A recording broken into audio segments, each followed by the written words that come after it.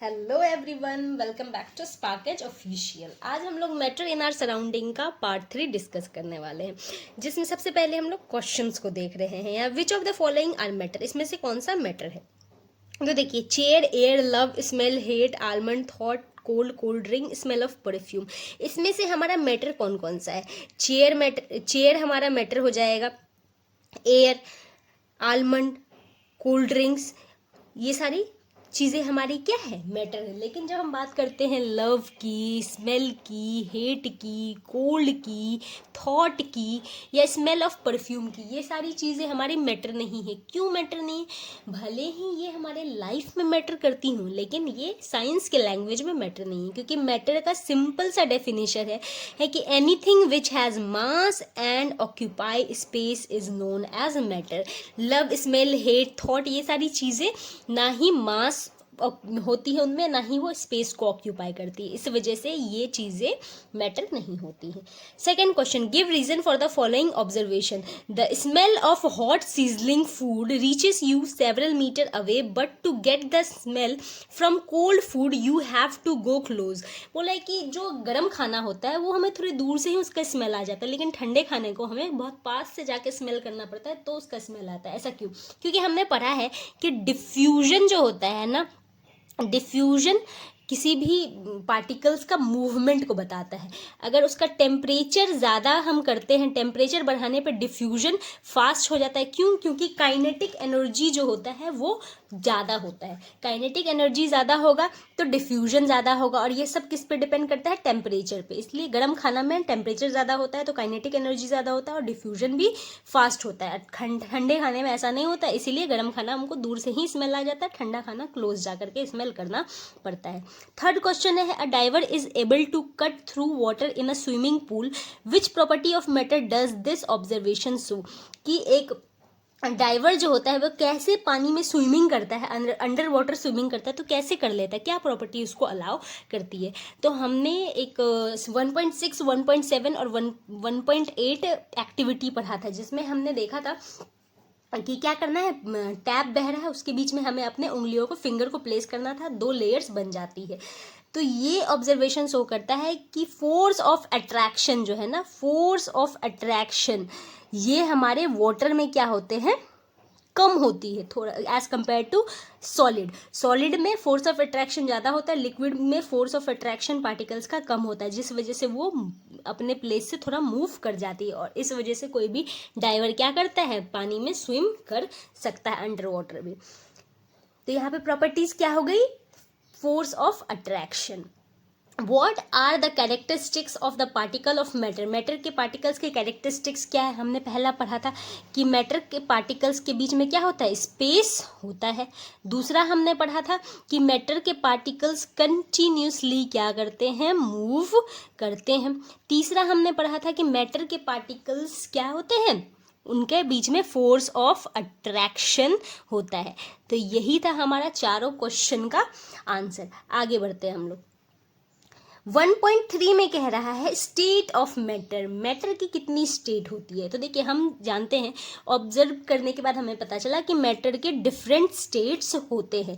ये generally 3 state में देखा जाता है, सॉलिड, लिक्विड, गैस, है ना। इसको हम इजीली अपने घरों में कहीं भी देख सकते हैं, ये इजीली विजिबल है। तो प्रॉपर्टीज ऑफ दीज 3 मैटर्स, अब मैटर्स में हमें पता चला कि 3 तरीके के हैं जनरली, जिसको देख सकते हैं, सॉलिड, लिक्विड एंड गैस। तो इसको हम कैसे जानेंगे, क्या प्रॉपर्टीज होती है, देखते हैं। 1.3.1 में the solid state, solid state होंगे तो उसको कैसे हम देख सकते हैं, जान सकते हैं। 1.9 एक्टिविटी में बोल रहा है कि हमें कुछ आर्टिकल्स को कलेक्ट करना है। पेन हो गया, बुक, नेडल और एक पीस ऑफ वुड स्टिक, सबको स्ट्रेच करना है, सबको खींचना है। तो क्या सारे पार्टिकल्स एक जैसे होंगे, सब चीज़ को एक फोर्स से तोड़ा जा सकता है, या फिर सबका किसी का कुछ डेफिनिट शेप होता है, कुछ किसी की बाउंड्रीज फिक्स होती है, किसी का वॉल्यूम फिक्स होता है, क्या है, ये सारी चीज़ें हमें पता करनी है कुछ आर्टिकल्स को लेकर के। आगे बोला है कि कुछ को हमें हैमर करना है, थोड़े से मारना है या उसे ड्रॉप करना है। क्या सारे का डिफ्यूजन फास्ट होता है या नहीं होता है, ये सब चीज़ को हमें कंपेयर करना है। जब हम ये सारी चीज़ों को कंपेयर करेंगे तो हमें कंक्लूजन क्या आएगा कि सॉलिड के जो पार्टिकल्स होते हैं, सॉलिड होते हैं, उनकी शेप साइज सब फिक्स होती है, उनकी बाउंड्रीज फिक्स होती है। तो सॉलिड की क्या क्या फिक्स होती है? सॉलिड की हमारी शेप फिक्स होती है, सॉलिड की साइज फिक्स होती है, सॉलिड की फिक्स बाउंड्रीज होती है, एंड सॉलिड की फिक्स्ड वॉल्यूम होती है। तो हमने ये सारे आर्टिकल्स को लेकर के ये ऑब्जर्व करेंगे कि सॉलिड की shape size boundaries volume fix होती है। हैव नेग्लिजिबल कंप्रेसिबिलिटी, यानी इसको हम कंप्रेस नहीं कर सकते हैं, दबा नहीं सकते हैं। जैसे हमारे पास बलून है, बलून को हम क्या कर सकते हैं? कंप्रेस कर सकते हैं, क्योंकि उसके अंदर क्या हमने फिल किया हुआ है, हमने एयर फिल किया हुआ होता है, इस वजह से वो कंप्रेसिबल होता है। लेकिन हम सॉलिड आर्टिकल्स को, किसी बेंच को, किसी पेन को कंप्रेस नहीं कर सकते हैं, क्योंकि उसके आर्टिकल्स के बीच, उसके पार्टिकल्स के बीच में फोर्स ऑफ अट्रैक्शन ज़्यादा होता है, स्पेस कम होता है। Solids have a tendency to maintain their shape, solid की ये कैपेबिलिटी होती है, ये आदत होती है, या गुण पाया जाता है कि वो अपने शेप को मेंटेन कर पाते हैं। सब्जेक्टेड टू आउटसाइड फोर्स, जब तक उस पर कोई आउटसाइड फोर्स नहीं लगाया जाता। जैसे अब मान लो उसकी शेप, जैसे कोई भी हमारा टेबल का शेप फिक्स है, लेकिन आप उस पर इतना फोर्स लगाओ कि तोड़ ही दो, तो उसका शेप तो बदल ही जाएगा ना। इस तरीके से सॉलिड्स में break under force but it is difficult to change their shape so they are rigid. हाँ, सॉलिड पे अगर बहुत ज़्यादा फोर्स लगाया जाएगा, जैसे मैंने एग्जांपल बोला, तो वो क्या हो जाएगा? टूट जाएगा, लेकिन उस पर वो जनरली रिजिड होता है। हम तो हमने क्या कंसिडर किया कि रबर बैंड जो होता है, इसको आसानी से हम शेप को चेंज कर सकते हैं, क्योंकि ये स्ट्रेचेबल है। तो इसका मतलब है ये क्या है? It is a solid. क्या ये सॉलिड है? हमसे पूछ रहा है कि रबर बैंड तो इजीली स्ट्रेच हो सकता है, क्या ये सॉलिड है या नहीं है? दूसरा क्वेश्चन है what about sugar and salt, sugar और सॉल्ट, ये तो सॉलिड दिखता है, लेकिन जब हम इसको पानी में मिक्स करते हैं तो ये इजीली मिक्स हो जाता है। Different jar, these take the shape of jar, क्या वो शेप, जार का शेप ले लेता है, तो क्या ये सॉलिड है? तीसरा क्वेश्चन है what about a sponge, it is a solid, ये सॉलिड है, लेकिन इसको जब हम भिंगाते हैं तो इसके बाद ये कंप्रेस भी आसानी से हो जाता है। वाई? ये 3 क्वेश्चन। पहला क्वेश्चन है कि रबर बैंड देखने में सॉलिड लगता है, लेकिन उसको हम स्ट्रेच आसानी से कर सकते हैं, क्या ये सॉलिड है? दूसरा है कि शुगर सॉल्ट को किसी भी जार में रखते हैं तो उसी का शेप ले लेता है, तो क्या ये सॉलिड है? तीसरा है कि स्पॉन्ज देखने में तो सॉलिड लगता है, लेकिन हम उसको क्या करते हैं? कंप्रेस करते हैं तो कंप्रेस हो जाता है, तो क्या ये सॉलिड है? तो देखिए, हमें क्या बताया कि rubber band changes shape under force, rubber band ऐसे फोर्स मतलब अपने शेप को चेंज नहीं करता, उसके ऊपर हमें क्या करना पड़ता है? फोर्स को अप्लाई करना पड़ता है। कुछ सॉलिड आर्टिकल्स ऐसे होते हैं जिस पे कम फोर्स अप्लाई करने पे वो स्ट्रेच हो जाते हैं और कुछ नहीं होते। ठीक है, अगर हम फोर्स रिमूव कर देंगे तो वो जैसा था पहले वैसे का वैसा ही हो जाएगा।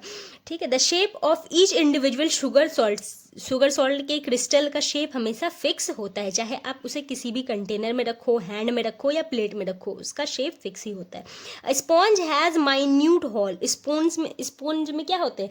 बहुत सारे छोटे छोटे होल होते हैं, वहाँ पे एयर फंस जाता है, जब हम उसको प्रेस करते हैं तो एयर निकल जाता है, और जब हम उसको फिर से छोड़ते हैं तो वो एयर वापस आ जाता है। तो जब हम उसको कंप्रेस करते हैं तो एयर बाहर निकलता है, इस वजह से उसका शेप चेंज होते हुए दिखाई देता है। लेकिन जैसे हम उस पर क्या करते हैं? प्रेशर हटा देते हैं, तो वो फोर्स या प्रेशर हटा देते हैं तो वो क्या होता है? फिर से अपने स्टेट में आ जाता है। तो ये सारी चीज़ें दिखाती है कि ये सॉलिड है, लेकिन अदर रीजंस की वजह से हम जो है इसमें कुछ चेंजेस देख सकते हैं। जैसे कि रबर बैंड, उस पर फोर्स लगाया तो स्ट्रेच होता है, फोर्स हटाने के बाद फिर से वो नॉर्मल कंडीशन में आ जाता है।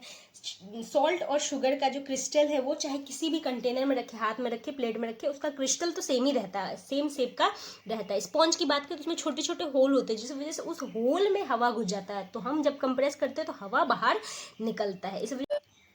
इसके आगे हम लोग नेक्स्ट पार्ट में डिस्कस करेंगे। अगर वीडियो पसंद आई है तो लाइक शेयर सब्सक्राइब करें। Thanks for watching.